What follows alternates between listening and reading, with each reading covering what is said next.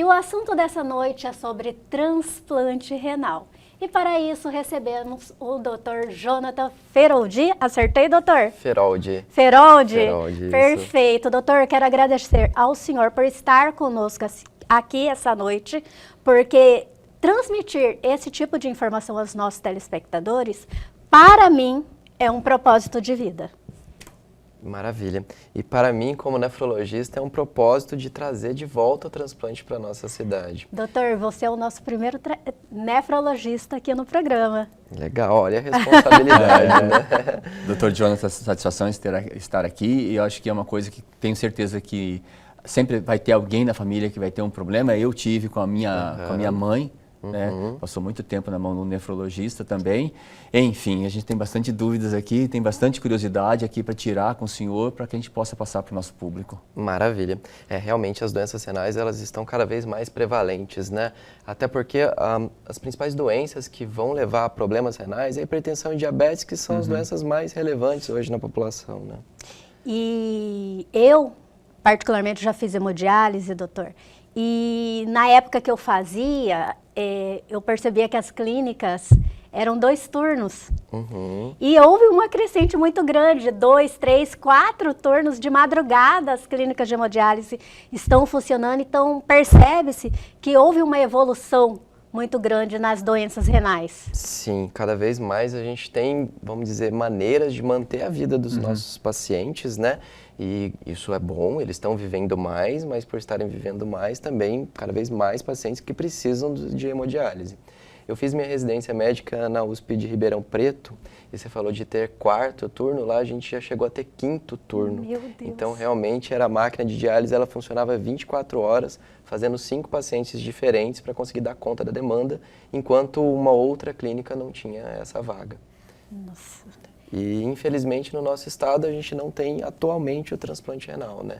Não tinha. Não Agora, tinha, né, doutor? O doutor faz parte da equipe, né? Sim. Que está aí trazendo novamente o transplante a Cuiabá. Já é uma realidade? Já é uma realidade. A gente vai iniciar as atividades agora, dia 1º de outubro. O estado realizou a contratualização com o nosso serviço. E tem aí um trâmite para poder fazer o preparo desse paciente para que o transplante seja realizado de maneira segura, né? Porque a ideia do transplante é manter qualidade de vida. Então, para isso, a gente precisa ver se o paciente está apto, se ele tem condições de fazer o transplante e o transplante acontecer, então. Nossa ideia é que os primeiros transplantes aconteçam em final de novembro, início de dezembro. É bem aí, né? Está bem aí, já estamos no final de setembro, início de outubro, novembro. E é bom deixar bem claro, então, doutor Jonathan, é o protocolo para que isso aconteça, porque senão daqui a pouco a informação cai no ouvido público e isso se torna uma... Acho que isso é até uma coisa legal de falar, né? Porque quando a gente fala, por exemplo, vamos fazer fila 0 para operação de vesícula. A operação de vesícula você tem um preparo mínimo ali, né?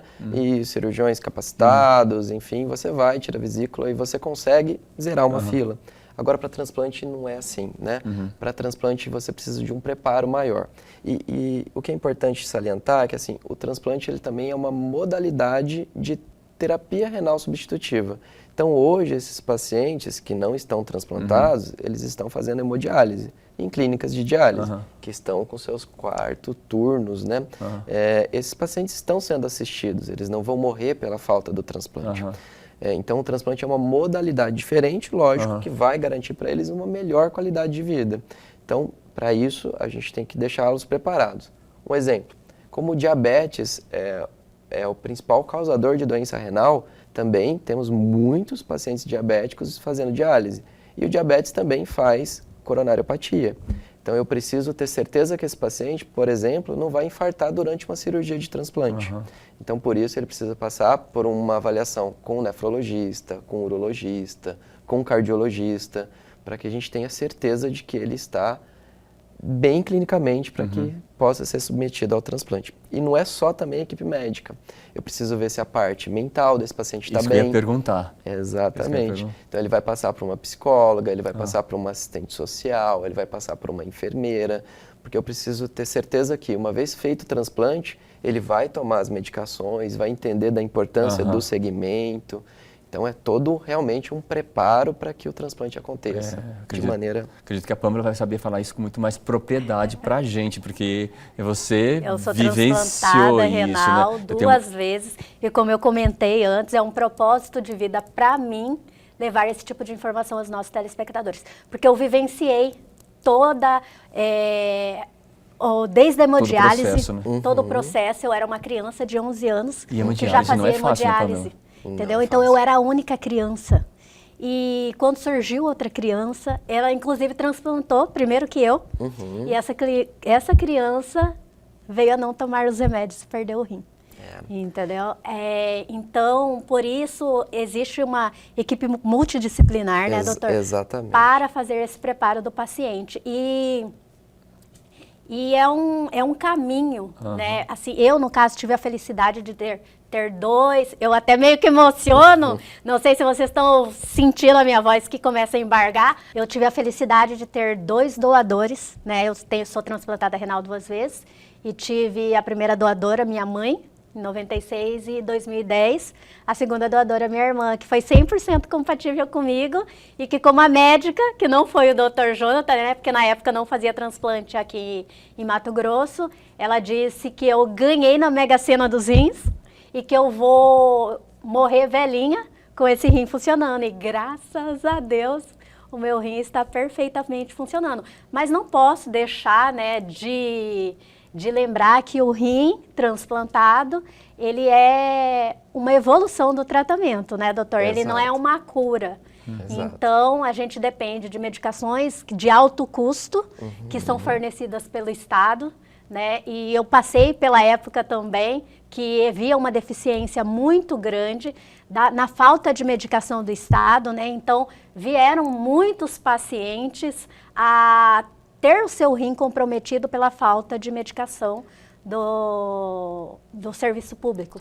Exato. Então, mas, né, continuando, houve uma solução do problema que depois de 2010, que eu fiz o meu segundo transplante, eu não venho passando por essa questão de falta de medicamentos. Graças a Deus, né? E assim...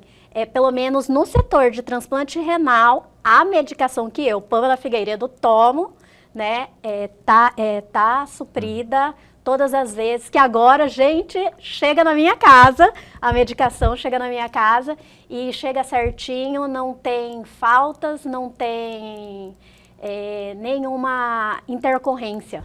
Graças a Deus, é um fato que foi solucionado, né? Com essa história de vida, a gente acaba levando nosso público, né?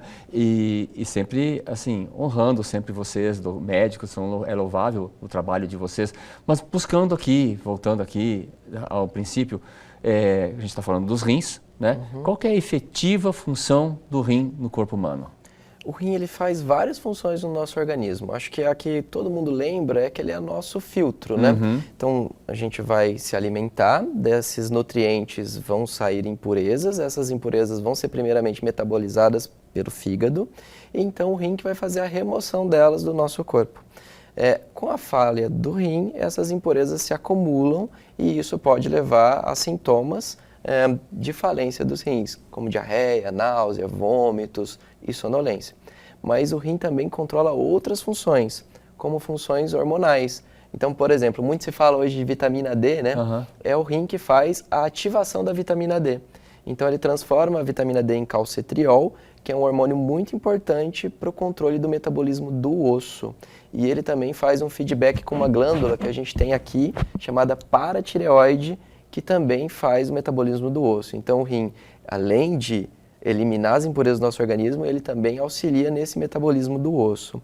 E uma outra função do rim, ele também produz um hormônio que vai lá na medula óssea estimular essa medula a produzir sangue. Então, o rim filtra o sangue, ele produz o sangue, ele estimula a produção de sangue, controla o metabolismo do osso e a última função que eu não falei, ele também controla a nossa pressão arterial. Todo mundo sempre pensa, o coração, pressão, mas quem faz o sistema renina-angiotensina-aldosterona, ele começa e termina com o funcionamento renal. Então, em última análise, quem mais controla a nossa pressão arterial é muito mais o rim do que o coração. E eu vou confidenciar aqui para vocês que minha mãe tinha pressão alta e ela tomava um remédio para pressão alta e na época não foi diagnosticado que era a pressão alta dos rins. E o remédio que ela tomava afetava os rins. Então, quanto mais ela tomava remédio achando que estava curando a pressão, né, mais a pressão aumentava, mas isso é um fato. Doutor, muito boa essa tua explicação das grandes funções. E o senhor falando assim da vitamina D, me lembra uma pessoa que estava falando assim, eu estou com falta de vitamina D, eu tenho que ficar no sol. E muitas vezes, não é nem ficar no sol, né? Muitas vezes é um problema renal. Tem que realmente investigar, né? A vitamina D ela vai se tornar ativa pelo rim. Então, se a gente dosar só a vitamina D, o metabólito anterior, ele poderia estar até, vamos dizer, aumentado por não estar sendo ativado pela parte renal. Mas acho que se você tem uma vitamina D baixa, temos que entender o porquê que ela está baixa, né? Se é realmente só falta da exposição solar, né? E a famosa gordura no fígado? A gordura no fígado, ela vai influenciar no rim também, mas por um mecanismo diferente. Hoje a gente vive uma epidemia, né, de obesidade. E a obesidade traz contigo aumento da incidência de diabetes, aumento da incidência de hipertensão. E aí sim, isso tudo que a gente chama de síndrome plurimetabólica, isso vai fazendo com que o rim seja cada vez mais sobrecarregado e essa sobrecarga pode levar esse rim à falência. Então, a gordura no fígado pode ser, vamos dizer, um primeiro indício de que algo não está legal na dieta do nosso paciente. Exato. Né? E chegou a hora de darmos aquela paradinha. Mas não saia daí, que o Ela e Você dessa noite volta já. O rim, quando ele tem uma agressão aguda, pontual, a tendência é que ele volte. Vamos dizer, talvez não volte 100%, mas volte por um status que não precise mais de diálise, né? Agora, quando é uma lesão crônica, ou seja, que ela está acontecendo ao longo de meses e anos, como é o caso da hipertensão e do diabetes, esse rim não volta mais. Tá? Aí esse paciente, quando ele entra na hemodiálise, né, ele não vai mais sair. E aí outro ponto importante, quem vai ser candidato a transplante renal são esses pacientes, o que a gente tem certeza que esse rim não vai voltar a funcionar.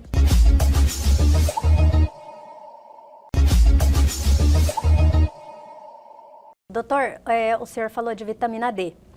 Quando a gente suplementa vitamina D em excesso, também é prejudicial ao rim. Também faz mal. Eu costumo dizer que tudo em falta ou em excesso, ele vai fazer mal. Até água, né? Se você tiver água em excesso, você pode passar mal. E a vitamina D é a mesma coisa. Então hoje a gente tem aí guidelines, né, que falam que a dosagem ideal da vitamina D seria acima de 20 na população saudável e acima de 30 em quem tem qualquer comorbidade, como por exemplo um transplantado renal ou quem tem osteoporose, enfim. E essa é a nossa meta. Se você passa muito além disso, então pacientes que tenham níveis acima de 100, por exemplo, pode aumentar tanto os níveis de cálcio no nosso sangue e isso fazer uma vasoconstrição renal, uma piora da função renal, podendo inclusive levar esse paciente à hemodiálise. Perfeito. Eu já tive pacientes que infelizmente precisaram de hemodiálise por intoxicação por vitamina D. Mas o rim voltou? Voltou. Isso é uma outra pergunta interessante. O rim, quando ele tem uma agressão aguda, pontual, a tendência é que ele volte. Vamos dizer, talvez não volte 100%, mas volte por um status que não precise mais de diálise, né? Agora, quando é uma lesão crônica, ou seja, que ela está acontecendo ao longo de meses e anos, como é o caso da hipertensão e do diabetes, esse rim não volta mais. Tá? Aí esse paciente, quando ele entra na hemodiálise, né, ele não vai mais sair. E aí outro ponto importante, quem vai ser candidato a transplante renal são esses pacientes, o que a gente tem certeza que esse rim não vai voltar a funcionar. Então, um paciente que acabou de sofrer um insulto no rim, está em diálise, pode ser que ele recupere, então esse paciente não é habilitado para o transplante renal. Esse protocolo para habilitar, vocês já discutiram, estão discutindo? Sim, ele é um protocolo, assim, cada instituição tem o seu próprio protocolo. Eu, como fiz na USP de Ribeirão Preto, a gente moldou muito baseado de lá. A gente tem uma colega de Cuiabá, que hoje é professora lá na USP. Ela, inclusive, quer fazer parte aqui da nossa equipe, deve atuar aqui pelo menos uma vez por mês conosco. E a gente moldou muito do nosso protocolo baseado no de lá. Protocolo, como que eu vou explicar? vamos dizer que, assim, é tudo que o paciente precisa ter, né? Então, verificar se ele não tem uma coronariopatia, verificar se ele tem algum dente que precisa de uma intervenção primeiro, antes do transplante, verificar se está tudo ok com os vasos que vão ligar para funcionamento desse rim, se ele está capacitado para fazer a cirurgia. Então é isso que é o nosso protocolo do pré-transplante. Idade, faixa etária? Faixa etária. Então, por exemplo, no nosso hospital, a gente não é um hospital que atende a pediatria. Então, a gente só vai realizar transplantes acima de 18 anos. Acima de 18 anos, idade? até que Até idade? 70 anos. Até 70 anos. Até Doutor, 70 o senhor tem anos. conhecimento do transplantado mais velho da história? Eu sei que o primeiro transplante intervivos ocorreu em Ribeirão Preto, mas acho que o primeiro falecido foi no Rio de Janeiro. Eu não sei certinho da história. Não sabe? Não, você sabe? Não, Que ela falou, Eu pensei que ela soubesse. não, é porque dizem que um rim, ele tem um rim transplantado tem uma expectativa de 15 anos, de 7 a 15 anos de funcionamento, mas isso é de modo geral ou com o passar do tempo, a evolução das medicações, porque baseado por mim. Em 1996, quando eu transplantei, eu tomei a ciclosporina. Então, assim... Que quase não utilizamos mais hoje. E quando se utiliza só em homens, né? Tem uns efeitos colaterais, assim, que nasce muito pelo, né? Você fica muito inchado. Tem a prednisona que eu tomava, que era doses, assim... altíssimas, né? Num dia eu estava tomando 5, no outro dia eu estava tomando 50, muito corticoide, 80 miligramas de corticoide, né? Então, assim, era mais, vamos dizer, agressivo o tratamento. Com a evolução, com o conhecimento que foi, né, adquirido com o passar do tempo, a evolução da medicação, isso mudou ou continua da mesma forma? Acho que assim, são muitas variáveis que a gente tem que analisar para dizer quanto tempo que um rim vai durar. Realmente ainda, né, a gente tem uma média ali de 7 a 15 anos, né? Mas assim, por exemplo, tudo começa se você é um doador, se você recebeu um rim de um doador falecido ou de um doador vivo relacionado. Quem pode, né, realizar o transplante com um doador vivo relacionado é muito melhor, porque o tempo que esse rim ficou parado, que a gente chama de tempo de isquemia, quanto maior, pior os desfechos, né? E num transplante intervivos, você coloca em 2 salas, o doador e o receptor, e basicamente acabou de retirar de um paciente, já vai, né, faz ali os trâmites e já coloca no outro paciente. Então o tempo de isquemia é muito pequenininho. E se for um doador vivo relacionado, né, a compatibilidade aumenta, então o risco de uma rejeição é muito menor. Por outro lado, a gente tem pacientes que não têm um doador vivo e eles precisam entrar numa fila para o doador falecido. E aí, nessa fila, né, talvez demore 12, 24, 36 horas para esse rim chegar efetivamente a ser transplantado. Esse tempo de isquemia, ele também piora o desfecho, né? Então, acaba que quando você tem um doador, é uma urgência. Então, a equipe de captação tem que ir, às vezes, até outra cidade, fazer a captação do órgão, trazer de maneira rápida até o nosso hospital. No nosso hospital, a gente já ter preparado o paciente, já ter visto se ele está em condições naquele dia para a cirurgia e realizar a cirurgia o quanto antes. Mas, por mais rápido que seja, ainda vai lá 18, 20 horas e isso tem uma certa interferência. E tem uma prioridade também nos transportes aéreos, quando sim, tem um protocolo, né? A Força Aérea dá uma resposta legal nisso daí, né? Eu vi um caso, lógico, foi divulgado aí por toda a mídia, se eu não me engano era em São Paulo, que o pai estava num congestionamento e os congestionamentos de São Paulo são absurdos, né? O pai ligou para a polícia, explicou que a filha tinha que ir para um transplante naquele momento e eles mudaram o helicóptero. Isso. E o helicóptero pegou eles e levou. Abandonaram o carro, né? Levou eles para o hospital para o transplante. O rim ainda é um órgão que ele consegue durar mais tempo, né, em isquemia, diferente, por exemplo, de um transplante cardíaco, que daí tem que ser muito mais rápido, né? Mas, lógico, quanto menor esse tempo, maior a viabilidade desse rim. E você falou dos imunossupressores, tivemos muita evolução, né? Então hoje quase não se usa mais a ciclosporina, hoje a gente trabalha mais com tacrolimus e micofenolato, são drogas... É o que você toma? Eu tomo só o tacrolimus. Só o tacrolimus. São drogas, vamos dizer, mais modernas, né? Que vão ajudar a ter um índice de rejeição menor. Porém, o paciente ainda fica suscetível às infecções. Então, para isso, precisa tomar vacina, precisa se cuidar. Numa epidemia, né, numa pandemia, o uso de máscara é importante, e não estar perto de pessoas com infecções respiratórias. Então, tudo isso é parte do cuidado que o transplantado tem que ter. É porque tem que ter uma equipe multidisciplinar. Tem um caso que aconteceu, que eu conheço, a pessoa, ele tinha uma filha adotiva. Olha só, coisas da vida. Teve um problema renal e não é que deu compatibilidade 100% com a filha adotiva. Qual que é a probabilidade disso, né? Fez o transplante, deu tudo o sucesso. Na primeira oportunidade ele fez uma festa, chamou todo mundo, estava lá comendo carne de porco, agora estou com o coração, na cabeça dele, estou com o coração de uma pessoa, estou com o rim de uma pessoa nova, é um rim novo, está tudo novo e por falta de controle emocional ele não suportou.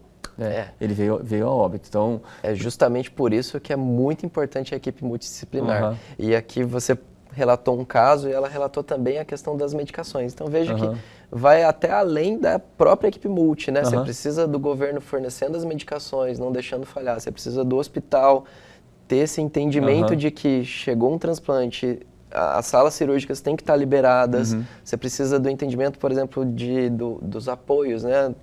Polícia, Força Aérea, de que às vezes vão auxiliar no transplante desses órgãos. Então, assim, precisa de toda uma mobilização para que o transplante aconteça. E da própria pessoa, né? E da própria pessoa. Da própria pessoa. No próximo bloco, vamos continuar com esse bate-papo sensacional. Fiquem com a gente, o programa volta em instantes. Alguma coisa diferente aconteceu no teu organismo, já é importante procurar um bom clínico para poder ter uma discussão. Então, assim, uma pressão que está se mantendo ali 2, 3 dias aumentada, uma espuma que veio na urina e não é o teu padrão, uma mudança na cor da urina, já é recomendado que procure um...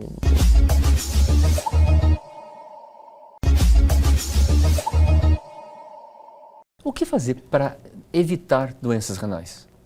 Olha, existe até uma campanha de um colega nefrologista que ele fala para todo mundo dosar a creatinina, né? Mas longe disso, eu acho que viver um estilo de vida saudável é o principal. Então, manter uma atividade física regular, fazer uma alimentação de maneira saudável, ingerir ali, vamos dizer, num adulto normal, em torno de 2 litros de água por dia. E qualquer alteração, começou a espumar a urina, procurar um nefrologista, saiu sangue na urina, procurar um colega da nefrologia. A cor da urina. A cor da urina, né? Se a urina ficar com uma tonalidade diferente, por exemplo, mais avermelhada, que pode significar hematúria, né? Que pode acontecer em doenças como lúpus, como a nefropatia de IgA, então também procurar auxílio médico. E um sinal, né? Um dos primeiros sinais de que o paciente está evoluindo com uma falência renal é a hipertensão. Então, medir com regularidade a pressão e ver se ela estiver descontrolada, procurar um médico para fazer essa investigação.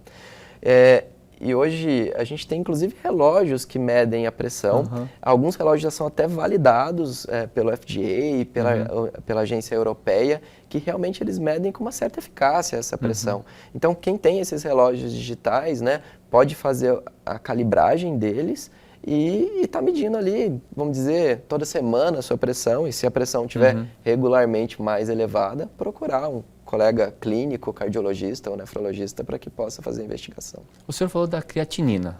É uma pergunta aqui, você considera o nível da pergunta, mas creatina tem alguma coisa a ver ou não? Tem sim. Eu citei a creatinina, mas não expliquei aqui. Bom, uma explicação rápida. O nosso músculo, ele produz uma substância chamada creatinina, tá? Que ela vem de vários metabólitos, inclusive a creatina é um desses metabólitos. A creatinina, então, gerada pelo músculo, ela vai ser jogada fora pelo rim. É por isso que a gente estima a função renal pelos níveis de creatinina no sangue. Porque como ela é produzida pelo músculo de maneira mais constante e quem elimina é só o rim, então com isso eu consigo estimar a função renal. Lógico que, por exemplo, é diferente a uma pessoa de 2 metros de altura, forte, ele vai ter uma creatinina mais alta do que uma senhora idosa, frágil, com pouca musculatura. E você perguntou da creatina. Hoje, muita gente tem usado a creatina. E quando você toma creatina, ela vai ser metabolizada em creatinina. Então, seu organismo vai gerar mais creatinina. E aí, quando você for fazer um exame de estimar a função renal, vai dar alterado. Mas não porque o rim está alterado, mas sim porque você está gerando mais creatinina. Então, é muito importante que você informe o teu médico do uso e, em alguns casos, por exemplo, chega até meu consultório, paciente preocupado, uma creatinina muitas vezes alterada, a gente suspende o uso, recoleta a creatinina sem uso e aí a gente consegue mostrar que está tudo bem com a função renal do nosso paciente. Pode mascarar, então. Exato, pode mascarar o funcionamento renal. Quando o senhor falou, eu fiquei preocupado, porque o pessoal fala assim, não toma suplemento nenhum, só toma creatina. Então, fica todo mundo falando isso. E realmente tem bastante estudos mostrando benefícios da creatina, né? Mas assim, quem não tem problema renal, tranquilo, ela não faz mal para os rins. Agora, quem já tem o problema renal, é importante conversar com o nefrologista para ver se poderia usar ou não. Sobre tomar a água, que o senhor falou, tomar 2 litros de água. Eu já vi história, então vamos desmistificar essa história. Não é chegar aqui agora e tomar 1 litro aqui agora de manhã e tomar 1 litro à tarde. Ou, eu já ouvi falar que não é assim, que tem que tomar... Ao longo do dia. Ao longo do dia. Isso. Como que é isso? É isso mesmo? É isso mesmo, né? Assim, não adianta você tomar 2 litros agora, tu vai urinar aqueles 2 litros e aí ao longo do dia tu ficaria desidratado. Então, principalmente para as mulheres, né? É mais importante ainda essa frequência de beber bastante água e urinar várias vezes ao dia para evitar a cistite, que é a infecção da bexiga, né? Lógico, para os homens também, né? Para evitar doenças renais, mas para a mulher em especial, por quê? Se a mulher segura o xixi ou bebe pouca água, esse tempo que ficou sem fluxo urinário pode facilitar que uma bactéria suba até a bexiga e forme ali uma infecção de bexiga, que a gente chama de cistite. Então é importante manter ao longo do dia. Deu sede, bebe água. Na verdade, nem esperar da sede, né, doutor? Nem esperar da sede. Quando chega a sede, você já está em... o corpo já está em... Como que fala? Reclamando, né? Reclamando que você está em necessidade de água, né? Eu costumo falar para os meus pacientes que assim, fez xixi, já bebe água. Né? Se você acabou de jogar água fora, beba uma nova água para estar... Uma outra coisa que ele falou, Pamela, aqui eu pratico corrida, né? Corrida de longa distância. E um dia, na semana antes, a gente tem que hidratar bem, né? Só que hidratar bem não é muito, né? Porque muita hidratação também faz mal. Também pode fazer mal, principalmente para quem já tem problema renal, né? Então, quem tem problema cardíaco ou problema renal, o excesso de água também pode fazer mal. Então, para esses casos, alguma adaptação do médico tem que vir. Eu tenho pacientes hoje que eles só estão autorizados a tomar até 800 ml de água por dia. Mas tu falou de maratona, de atividade física, né? Durante uma atividade física, ainda mais com esse sol maravilhoso que a gente tem aqui em Cuiabá. Com esse excesso de vitamina D, né? Exato. A gente acaba perdendo muita água por transpiração, pelo suor, né? Então, quem está fazendo atividade física, principalmente ao ar livre, tomando sol, precisa repor isso. E aí sim entram... vamos dizer, soluções eletrolíticas, eu não vou citar marcas, né, mas tem várias à venda no mercado que ajudam a repor não só a água, mas os eletrólitos, sódio, potássio, que aí faz sentido em quem está fazendo a prática dessas atividades. Isso a gente difunde bastante, a gente fala, não é só a reposição só da água, mas também de todos os eletrólitos. Né? O famoso Gatorade, né? Exatamente. Eu tentei lembrar de algum outro nome, mas é o que todo mundo conhece. Mas tem outros nomes também que outras marcas né? Também que a gente faz uso também. Mas é isso. Ele é feito com esse propósito, né? Para aquela pessoa que está transpirando, perdendo, né? De alguma forma, ela possa repor. E isso é uma informação bem relevante. Por quê? Por exemplo, um idoso que tenha já um problema renal ou que já tem um problema de coração, o Gatorade já não é legal, porque daí pode fazer uma sobrecarga, tanto de líquido quanto de eletrólitos. Ótimo o senhor falar isso. Pamela, você acredita que tem gente que troca a água por esse tipo de hidratação? Exato, isso não é legal. Não, água tem que ser água, né? Água tem que ser água. Água não é Coca-Cola. Não é Coca-Cola, água não é um chazinho, água não é suco, né? Eu tive até um caso, foi bem interessante. O paciente teve uma diarreia e por conta disso ele foi repor, né? Tá tendo diarreia, ele foi repor com água de coco. Só que ele bebeu, assim, 10 litros de água de coco. Nossa, e ela é rica em sódio. E ela é rica em sódio e tem potássio também. E como ele já estava fazendo disfunção renal, ele fez uma hipercalemia, um nível muito alto de potássio e precisou fazer diálise por conta disso. Meu Deus. Saiu, recuperou, tá tudo bem, mas foi até uma brincadeira com ele, um paciente bastante querido, que ele ganhou hemodiálise pelo excesso da água de coco. Perfeito. Não foi só isso, mas... Doutor, e o uso de anti-inflamatórios também é extremamente prejudicial ao rins? Extremamente, né? Hoje é muito fácil você comprar um anti-inflamatório e muito barato. Você consegue comprar anti-inflamatórios ali por R$5 a caixinha. E são drogas realmente muito eficazes para dor. Então, principalmente pessoas de mais idade, que têm lombalgia e convivem com essa dor, ao invés de, por exemplo, procurar uma atividade física ou mudanças posturais, recorrem a esses medicamentos que são baratos e que resolvem a dor. Porém, o preço que se paga é muito alto, porque esses medicamentos, além de poderem fazer lesões gástricas, úlceras, também podem levar a dano renal. E dano renal irreversível, né? E tem pessoas que acostumam, desde a infância, desde quando é um neném, né, a dar remédios que são anti-inflamatórios, né? Então, e aquilo ali vem numa constante. Exato. E o prejuízo, não, mas não tem ninguém com problema renal na minha família, não tem, por que veio ocorrer em mim? Né? Não sabe que você foi o causador disso durante todo o decorrer de sua vida. E aí o interessante é que assim, a doença renal ela é muito silenciosa, né? Então muitas vezes eu recebo pacientes no meu consultório que eu falo que tem a doença renal, eles falam, mas como? Eu nunca senti nada, foi só um exame. E geralmente é isso mesmo, porque a doença renal, ela não vai te dar dor, ela não vai te dar nada. O primeiro sinal vai ser talvez a hipertensão, a pressão elevada, uma alteração na urina que as pessoas muitas vezes passam despercebido. O xixi começou a ficar com espuma, mas está fazendo assim já tem um ano e nunca aconteceu mais nada. E aquilo já pode ser a doença em atividade. A partir de quando que a gente pode, não no primeiro, mas assim, se for uma semana, um mês? Eu acredito que assim, se você... alguma coisa diferente aconteceu no teu organismo, já é importante procurar um bom clínico para poder ter uma discussão. Então assim, uma pressão que está se mantendo ali 2, 3 dias aumentada, uma espuma que veio na urina e não é o teu padrão, uma mudança na cor da urina, já é recomendado que procure um Doutor, colega. vou falar 2 casos. Um amigo que pratica CrossFit, já de longa data, experiente, sabe? E uma outra amiga que ela quis ganhar massa muscular e começou a praticar musculação na academia. Os dois saiu a urina preta. Perfeito.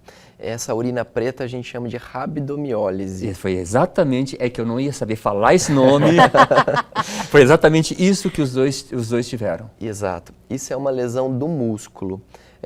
Lógico, depois de uma atividade física é normal que você tenha um pouquinho de lesão do músculo, mas uma atividade física, principalmente quem não tem preparo ou em quem já tem preparo, mas que não excedeu ou não ingeriu água de maneira adequada, você pode fazer a lesão do miócito, que é a célula do músculo. Esse miócito, essa célula, ela vai se romper, vai liberar uma substância chamada mioglobina na nossa circulação e quem vai tentar jogar fora é o rim.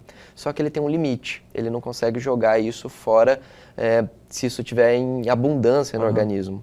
E aí é quando vem a urina preta, que pode formar alguns plugs dentro dos túbulos renais e até levar esse paciente a uma hemodiálise. Eu sou professor, né, dou aula na Unic, na Univag, e eu costumo brincar com os alunos que infelizmente, né, toda corrida de reis a gente tem um paciente com rabdomiólise, porque é aquilo, é uma pessoa que não treinou ao longo do ano e que vai ser exposta, né, ao nosso clima que é seco, ao nosso sol que... Né, nós temos um para cada pessoa, né? Para cada pessoa, e se você não tem o preparo, não toma líquido, por mais que você está aguentando se manter ali na atividade, a lesão muscular vem e pode levar a rabdomiólise. E olha aqui essa informação. E essa colega que estava no 3º dia na academia, como ela falou, como não era uma atleta experiente, descartaram, levaram ela para casa. Ela continuou urinando, no 8º dia ela já estava passando mal, quase que ela veio a óbito. Doutor. E assim, urinou de uma cor mais escura, seja qual for. Tem que procurar o médico. Saiu do normal, né? Assim, alguns medicamentos, eles podem fazer alteração da coloração urinária e isso é muito comum. Tem um remédio que muita gente usa para quando está com infecção, que é o Piridium. Exatamente. E ele muda a cor da urina. Então, assim, lógico, o médico que prescreveu o medicamento, ele já vai informar o teu paciente, ó, vai Teoricamente alterar, tem que mas ter essa normal. orientação, né? Exato. Teoricamente, né? Teoricamente tem essa orientação. Tem que vir. Mas é bom falar isso, olha, informação que praticamente toda a corrida de race tem, então é uma coisa mais comum do que a gente possa imaginar, né, Pamela? Perfeito, Campelo. É bom sempre estar em alerta, né? Na verdade, isso deveria vir lá no checklist da corrida de race, né? Prestar atenção na sua urina no final. Eu acredito que eles têm uma orientação, eles fazem de maneira que... Bom, e a própria população sabe que tem que ingerir líquido, mas a pessoa que está ali, está na emoção, ela quer chegar até o final e ela vai além. E esse ir além, né, que pode prejudicar. E para manter isso, é beber água. É beber água. Beber água. Na verdade, assim, vamos lá, se você vai participar de uma meia maratona, né, de uma corrida, ideal você ir se preparando. Então vai, cada dia... anda um pouquinho mais rápido, corre um pouquinho mais, para que seu organismo se prepare e, lógico, sempre bebendo bastante líquido. Aí o Gatorade está bem indicado. Para ajudar. Olha que essa informação, Pamela, isso aí vale a pena a gente até divulgar mais, porque Com certeza. pode levar as pessoas a óbito, sem a pessoa nem... Estou cuidando da saúde, né? Teoricamente, né? Estou indo participar de uma corrida, cuidando da saúde e pode ser que... E realmente pode levar a óbito, porque quando a célula do músculo ela se rompe, né? Ela joga essa mioglobina, mas ela joga também potássio. Potássio é um íon que ele tem que ficar dentro da célula. Esse excesso de potássio que vai para a circulação pode fazer uma arritmia no coração. E se for uma paciente que já tem alguma predisposição a ter uma arritmia, ou um cardiopata, ou que... enfim, vá para uma insuficiência renal e esse potássio suba muito, pode morrer. Realmente, pode ser fatal. Não perca o próximo bloco. É rápido, não saia daí. O Ela e Você volta já já. Nós tivemos aqui uma cardiologista esses tempos falando do uso de esteroides anabolizantes e o que pode afetar no coração. Afeta alguma coisa nos rins? Afeta. Infelizmente, afeta também, tá? A gente teve um caso recente, inclusive, de um paciente que está em diálise agora por conta do uso de anabolizantes.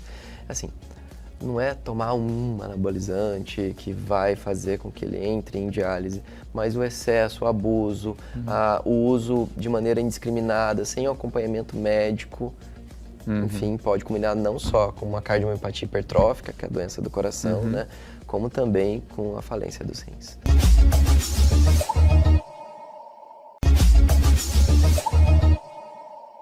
Doutor, estamos aí, né, quase no final do nosso tempo, mas vamos voltar ao transplante renal. Quem são as pessoas aptas a doar? Tá. Quem é apto a doar são pessoas extremamente saudáveis. Então, assim, se você tem um familiar, né, que precisa de um rim e você se sente bem confortável em doar esse rim para teu familiar, e você não tenha nenhuma doença, você pode doá-lo. Então, assim, por que pessoas extremamente saudáveis? Porque eu tenho que ter certeza que esse paciente no futuro não vai precisar daquele rim.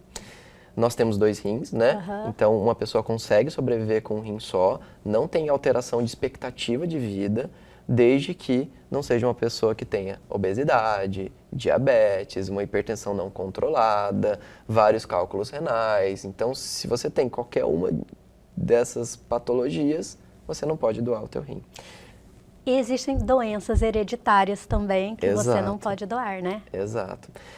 Existem várias situações, né? Então, por exemplo, vamos falar aqui da doença de Fabry. A doença de Fabry é uma doença genética ligada ao cromossomo X. Então, em geral, ela acomete mais indivíduos do sexo masculino. E talvez uma irmã queira doar. A mulher, ela tem 2X, então ela pode ser que ela tenha um X saudável e um X com a variante da doença de Fabry.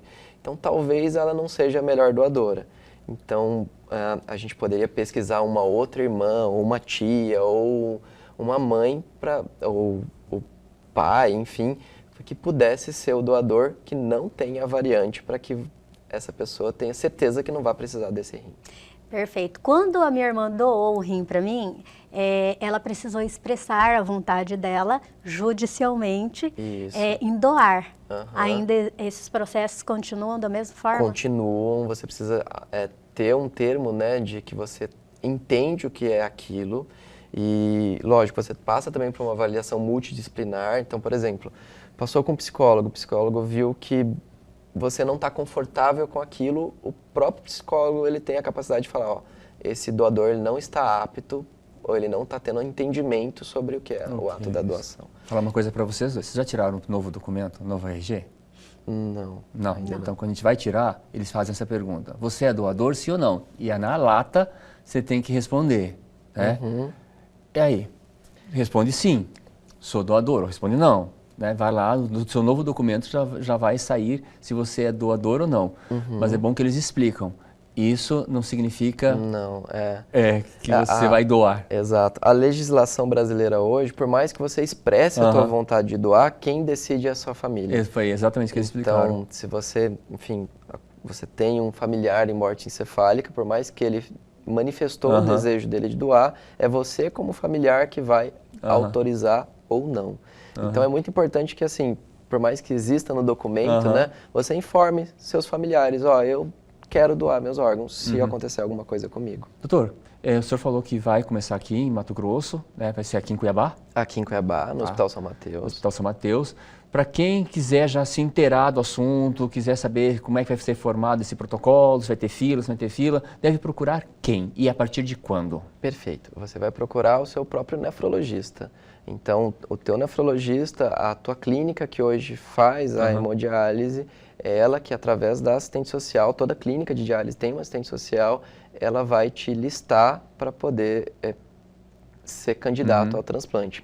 Essas listagens das clínicas, elas repassam para a Coordenação Estadual de Transplante e é a Coordenação Estadual de Transplante que nos manda essa lista para que a gente comece ali os ambulatórios. Então, já foi enviado, né, uma solicitação para as clínicas que mandem quem são os pacientes e esses pacientes vai ser feita uma fila, né, para que comecem a passar nessas consultas. Uma coisa importante também a ser dita é que a nossa ideia é começar com os doadores vivos. Então, a ideia é que a gente faça pelo menos 6 transplantes de doadores vivos, que são transplantes mais eletivos, são pacientes mais bem selecionados, que a gente está convidando também equipes de fora para vir auxiliar nesses 6 primeiros transplantes, para que tudo ocorra de maneira bem perfeita, de maneira bem correta, para que não bem tenhamos bem transparente, para que não Uhum. tenhamos nenhuma surpresa. A partir daí a gente vai começar com os doadores falecidos. E aí sim, é uma urgência, é uma emergência, os transplantes geralmente ocorrem nos finais de semana, nos feriados, né? E outra coisa importante se dizer é que não existe uma fila propriamente dita para o transplante de doador falecido. Então, suponhamos que tenha ali um paciente que veio a óbito, né? Ele está em morte encefálica, ele é um doador de rins, ele vai doar seus 2 rins. Vai ser feito um teste chamado HLA, em que a gente vai ter o HLA desse paciente, do doador, junto com o banco de todos os possíveis receptores do estado. E vai ser feito um ranking de quem é o mais compatível com aquele rim, tá? Esse ranking ele é feito um esquema de pontuação. Então, independente se aquele paciente está 1 mês na fila ou se ele está há 5 anos na fila, isso não importa. Vai ser pela compatibilidade. Vai ser pela compatibilidade. Então, como a gente ainda vai demorar um tempinho, a gente imagina que os doadores falecidos comecem em fevereiro a março, vai dar tempo da gente preparar bastante paciente para que quando começar, enfim, seja a sorte desse ranking, né? E não quem foi primeiro a fazer a consulta. E ótima informação, para né? isso há necessidade do paciente estar com os exames em dias. Né? Exatamente. Por legislação, né? Esses pacientes já fazem exames mensalmente com a sua clínica, então é bem importante cobrar da clínica esses resultados, para que no dia da consulta traga esses resultados, para que a gente já possa caminhar dali para frente e habilitá-lo para o transplante. Eu lembro que quando eu fazia hemodiálise, eles escolhiam na linha antes de iniciar o processo, né? E eu fazia tanto exame, tanto um belo dia, quando eu fui fazer o transplante, eu peguei toda a minha pasta da hemodiálise, leva capilar também para fora, e eu comecei a olhar, eu falei, gente, eu não sabia que eu tinha feito esse tipo de exame, e esse, porque eles escolhem na linha para manter em dia toda a sua informação, caso surja um transplante de cadáver, né? Exato, exato. Acho que outra informação legal de passar é que, assim, cuidar dos seus exames é uma tarefa do médico, mas é uma tarefa do próprio paciente também. Porque, por exemplo, imagine um paciente que ele está com anemia e que ele sabe que ele tem anemia, mas que não está tomando nenhum medicamento para aquilo. Se essa anemia se tornar muito grave, ele vai precisar de uma transfusão. E toda vez que um paciente é submetido à transfusão, aumenta a chance dele ter incompatibilidades no transplante. Então, não só o teu médico cuidar dos teus exames, mas o paciente também conhecer esses exames e se cuidar também, cobrando ali do médico, olha, eu tô com anemia, meus medicamentos estão em falta, né? Se tiver falta no SUS, mobilizar a turma para poder fazer essas solicitações, isso é bem importante. Câmara, tem mais uma pergunta, Pamela. Fica à vontade. Perfeito. Esse é um tema que, como eu falei, para mim é um propósito, né, de vida. Nós tivemos aqui uma cardiologista esses tempos falando do uso de esteroides anabolizantes e o que pode afetar no coração. Afeta alguma coisa nos rins? Afeta. Infelizmente afeta também. Tá? A gente teve um caso recente, inclusive, de um paciente que está em diálise agora por conta do uso de anabolizantes. Assim, não é tomar um anabolizante que vai fazer com que ele entre em diálise, mas o excesso, o abuso, o uso de maneira indiscriminada, sem acompanhamento médico, enfim, pode culminar não só com uma cardiomiopatia hipertrófica, que é a doença do coração, né, como também com a falência dos rins. Olha, mais uma informação importante, né? Porque a gente vai juntando as coisas aqui, né? E vai formando esse conhecimento, vai passando para o nosso telespectador. Então, muito cuidado com tudo. Rim e coração são muito ligados, né? Então, as doenças que afetam o coração afetam o rim e vice-versa.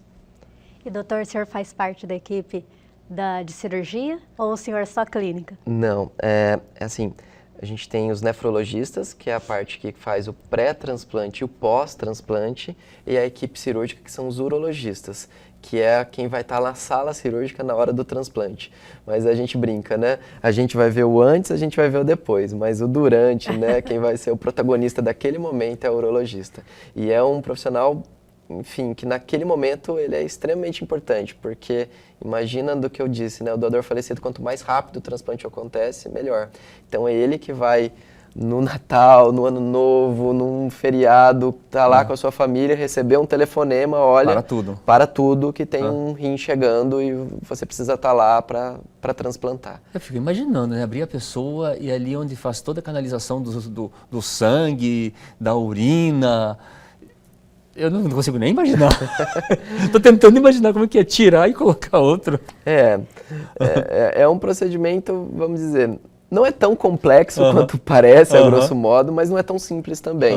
Mas em base, você vai realmente retirar de um paciente, né, doador vivo ou falecido, e vai colocá-lo, não coloca no mesmo lugar dos rins nativos, não retira, né? Não não retira os rins nativos, ele é colocado aqui na frente, de um dos dois lados, e é feita as ligações da artéria, da veia e do ureter para que possa produzir da urina e ir até a bexiga. Campelo, simples falar, né? É simples falar, mas eu tenho um fato que eu vou... Quando a minha irmã doou um rim para mim, Deus é tão maravilhoso que exatamente o rim que eu precisava dela era o rim que podia tirar, porque o outro, por algo genético, de formação, passava uma artéria dentro do rim. E isso viu no exame de... Ai, eu esqueci o nome. Gente, estava aqui na ponta da língua para me falar. Doppler? Não. Arteriografia? Arteriografia renal, exatamente. E isso foi visto na arteriografia renal. E isso que você falou é bem importante, porque isso é a função do pré-transplante. Por exemplo, a gente não ter uma surpresa ali na hora de que vai realizar a cirurgia, né? Então, tudo isso tem que estar já bem documentado, passado pela equipe multi, passado pelo colega da urologia. Olha, esse é o rim que a gente escolheu para fazer a retirada, a data, então tudo tem que estar perfeito, né? Doutor, eu só tenho mais uma dúvida e depois a gente encerra. Como eu sou transplantada renal, eu vivi toda o pré-transplante, o pós-transplante e eu fiz pelo SUS. Fui muito bem atendida pelo SUS. Meu transplante foi feito em Curitiba, porém os exames do meu doador foram feitos em Cuiabá. E houve uma morosidade muito grande no exame por conta de fila, profissional disponível, ia fazer o exame, o profissional desmarcava. Então, assim, por essa questão de estar retornando, né, porque já tivemos transplantes em Cuiabá em outros tempos, né, estar retornando o transplante em Cuiabá, isso está sendo solucionado? Sim, a gente está baseando nas falhas que tiveram as outras equipes, né, no passado, para que a gente possa moldar daqui para frente. Lógico que assim, a gente vai descobrindo novas falhas, né, mas, por exemplo, uma falha que teve lá atrás era a falta das medicações. Sim. Na época, as medicações eram fornecidas pelo Estado, existia uma morosidade nisso que não pode existir, então agora as medicações serão de controle do hospital. Então, a gente já não teria mais esse problema para as medicações intra-hospitalares e o start das medicações também. Outra falha que você disse foi a morosidade dos exames. Então, hoje, dentro do que a gente contratualizou com o governo do estado, a maioria dos exames estão disponíveis para serem realizados dentro do próprio Hospital São Mateus. Então, também blindando demais essa falha que houve no passado. Então, é isso, é espelhar no que houve de falhas no passado para que a gente comece um novo tempo. E com isso, outras equipes também venham a somar, né? Acho que o nosso estado é um estado muito rico, um estado que precisa de pelo menos umas 3 equipes de transplante renal para que a gente, enfim, consiga dar o que tem de melhor de tratamento hoje para os pacientes renais. Perfeito, doutor. Doutor, eu fico muito feliz em conhecer um profissional como o senhor, que está aí à frente, liderando toda essa equipe de transplante renal, né? Porque haviam, já atualmente são feitos outros tipos de transplante aqui no estado, né? É só de córnea. Só de córneas. Então, é feito, né, o transplante de córneas, mas eu não sei como está o de coração. Não é feito. Não é feito? Hoje não há nenhum transplante de órgão sólido no estado. O primeiro vai ser agora o renal e acontecendo tudo bem com o transplante renal, o São Mateus ele tem como meta 1 ano de transplante renal bem sucedido, a gente dá o start no transplante hepático também. A gente já tem inclusive equipe, uma médica que fez a especialização em transplante hepático, interessada em dar esse start. A gente só quer que 1 ano tudo correndo bem com o renal, que é um pouco mais simples, para depois a gente ir para um passo além, que é o transplante hepático. O renal é mais simples que o hepático? Ele é mais simples porque o órgão consegue ficar mais tempo em isquemia. E é aquilo, né? Tudo deu errado no transplante renal, o paciente volta para hemodiálise. Entendi. Tudo deu errado no transplante hepático, o óbito pode ocorrer. Pode ocorrer. E eu achava que era mais simples o hepático, porque a pessoa só doa um pequeno pedaço, né? Isso com doador vivo, com né? Doador vivo. Hoje se fala muito mais em doador falecido no hepático. Ah, perfeito, doutor. Doutor, eu quero realmente agradecê-lo por ter doado um pouquinho do seu tempo, estar aqui cumprindo comigo um propósito de vida. Eu quero agradecer mais uma vez o senhor pelo seu ato de estar à frente de toda essa empreitada, né, que vocês de trazer o transplante para Mato Grosso novamente. Maravilha, maravilha. Doutor, também quero dar os parabéns para o senhor, muito obrigado de estar aqui, torcer para que esse ano seja um sucesso, que venha aí o transplante hepático, e quem sabe mais aqui para Mato Grosso, que a gente merece, né? E o Ela e Você de hoje fica por aqui. Quero agradecer a você, telespectador, por ter estado conosco até este momento. E você já pega a sua câmera de celular, aponte para o QR Code, vai direto para o nosso canal no YouTube, se inscreva, ative o sininho, é gratuito e é muito importante para nós, vai nos ajudar muito. Assiste essa nossa entrevista e tem muito mais conteúdo lá esperando você. Boa noite e até amanhã.